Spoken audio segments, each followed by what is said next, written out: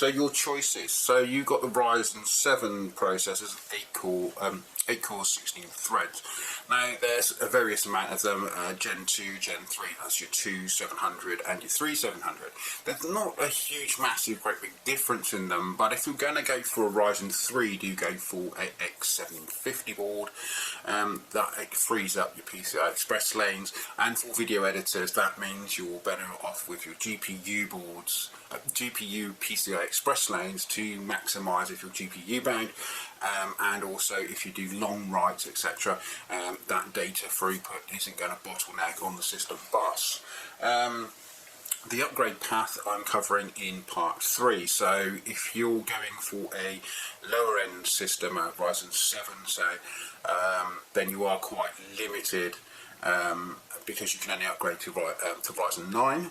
Once you get up to Ryzen 9, there's kind of a stopgap there, and you would have to go over and change all your motherboard and processor to go over to something like EYPC or the threadrippers, which have a different socket. So that's obviously going to be a big difference. So when you are considering your what you do and what your software does, this is really how you're going to build your system. It's either going to be GPU or CPU. I know that there is software out there that's generally CPU, but you can actually shift over to GPU, so therefore you'll be spending more money on your GPUs or graphics cards when it comes to really making it work. So you can use different types of graphic cards as well, so you might want to have a proper display graphic card and a linked non-display GPU compute graphics card in there, and dedicate them correctly through your software. So in the background of here I've got some outtakes of, well, not outtakes, some images of the systems on what I would class as mid-range, top-end-ish, and then your top-end system. So this is obviously going to be your threadripper type systems and your Ryzen 9 systems.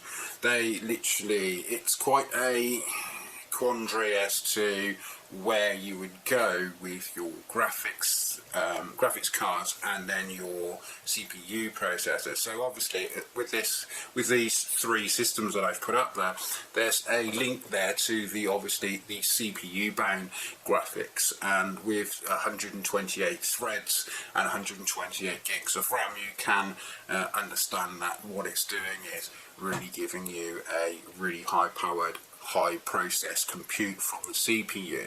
Now, flip side to that would be a decent processor. Ryzen 9 would work fine, and then multiple GPUs, but you'd have to have the later boards to be able to do it. It kind of really does limit you though to what you can do now, but there might be a change in the sockets, so you could really end up with a lot of problems.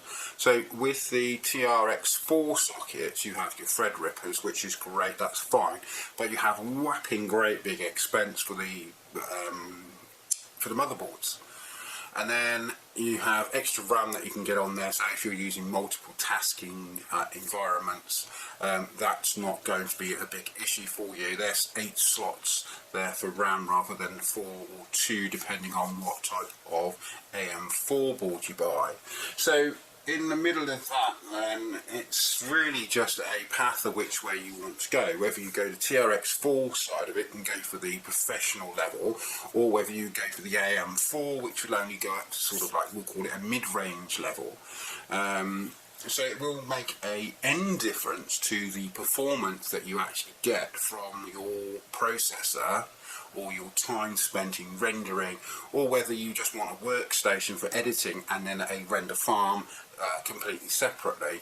And I do recommend probably using a mid-range workstation that can edit video quite well, and then have a proper dedicated farm and SAN or DAS storage. And SAN or DAS storage is a bit like the opposite of a NAS when you do things properly, because a lot of companies now, and I see this because they follow other YouTubers who pretend to know what they're talking about, and get it quite wrong. So A SAN network is a storage area network, not a network attached storage. Now the storage attached network allows you to benchmark, balance and load balance your work. So instead of having, basically you take all your hard drives out of your systems and put them somewhere else, and then they're just fed. So obviously that comes with a cost of having a high-speed network.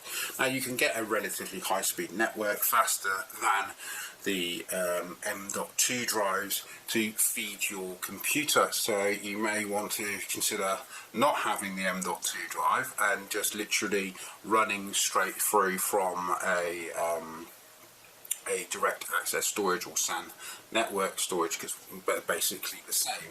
So basically all you do is you're probably going to go for a fiber card. I have one or two over here, and basically you just literally lock straight into your storage device, which is separate, and I would go for something like a RAID array on there and have, if you've got a 24 bench, have 12 doing one and raided off to give you 24, and then a separate system then just to archive that 24 bays to give you data security.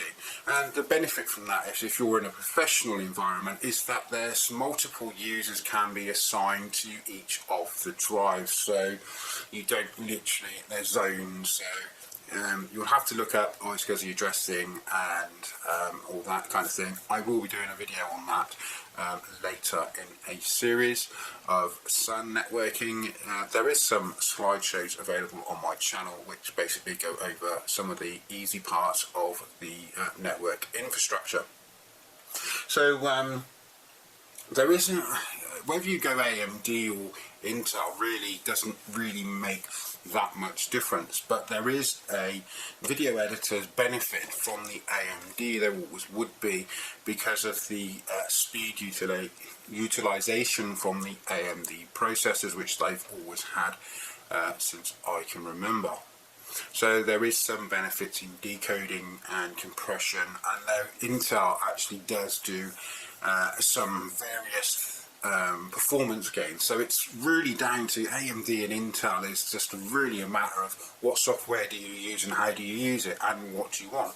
So you know, it's not clear cut. So yeah, really can't give a clear cut answer to the question of, you know, what's the best one to go for. So when I went through picking my hardware, what I did is I wanted something that was cost effective, did the job, had an upgradable path, and didn't cost so much that I really hated it.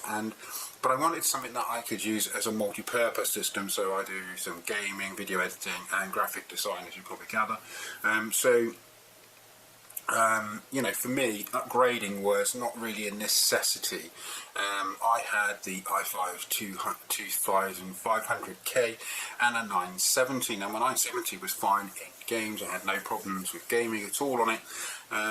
It had 4 gigs in there. It did respectable in benchmarks, not a big issue at all.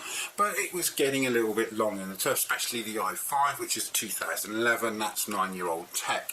So you know, it was a time where I had to think about upgrading and changing over, and I'm glad I did, because I've always had flagship systems from when I did the Ultimas. What we used to do is buying and cherry pick all these hardware items, and it'd be, you know, companies would call me and we'd speak about what they've got, what they're doing, what their tolerance is, and then I'd get the engineering papers and I'd read through the engineering papers, because I'm a qualified engineer, so it makes perfect sense to me. Because it might seem really stupid, but a 5% increase on 20 parts is 200%, so you know, you do get a really good performance increase when you do it properly.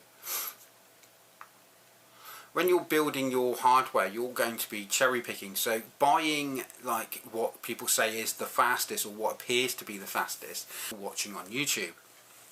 So yeah, so you really, having all the best hardware doesn't necessarily mean it works well together and you get that performance. That really is kind of a speculative guess and rather misleading.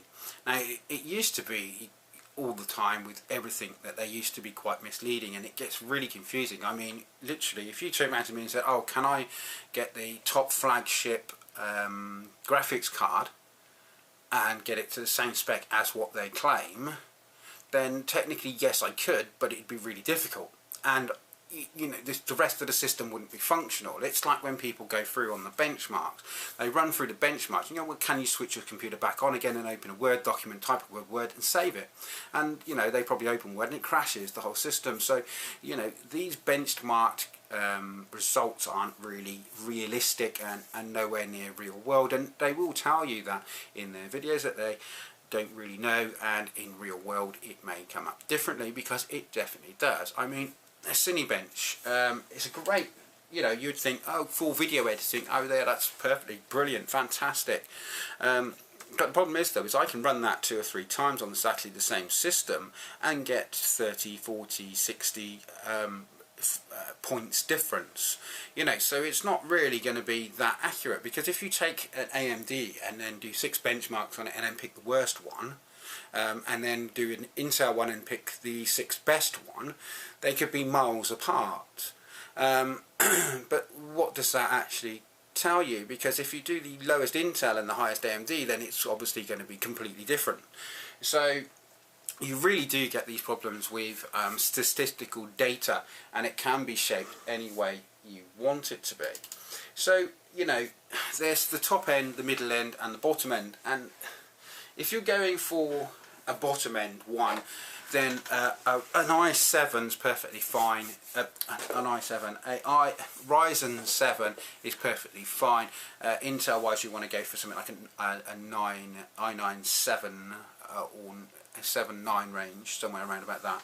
So that's for that. Then for the middle, an i7 is still there. An i9 would be better. Then the TR4 sockets are better still, because you get more cores, but that only relates to the processing software that you'll use. So that's your main consideration, your vocation to your hardware, or what you use is really down to that. So if I wanted to go down a GPU route for GPU editing, then it would be literally a 7200, a 2nd gen Ryzen 7 is absolutely perfectly fine, because you have the GPU compute there.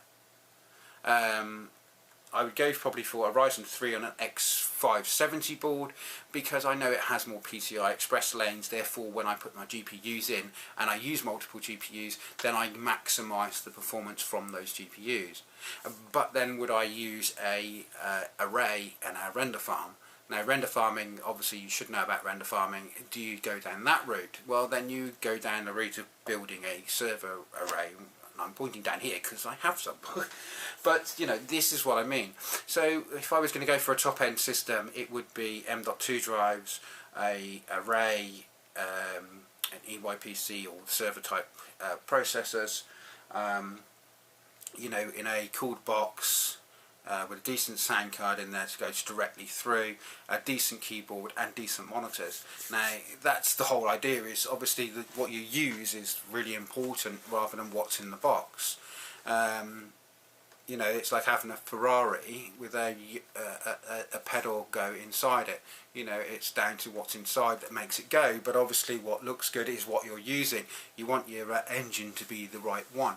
So yeah, so it's down to GPUs or CPUs, and that's really essentially it. Now the motherboard and the chipset really do dictate about how many PCI Express lanes you get and how well you can use them, but the AMD really does have it at the moment, so that would probably be the best route to go. Now Intel is supposed to be doing something, or maybe having something, we don't know yet, so it's really highly speculative whether Intel would be a route to go down and whether you could upgrade, and oh my god, don't they change their sockets. So that's really the choice and the path that you have.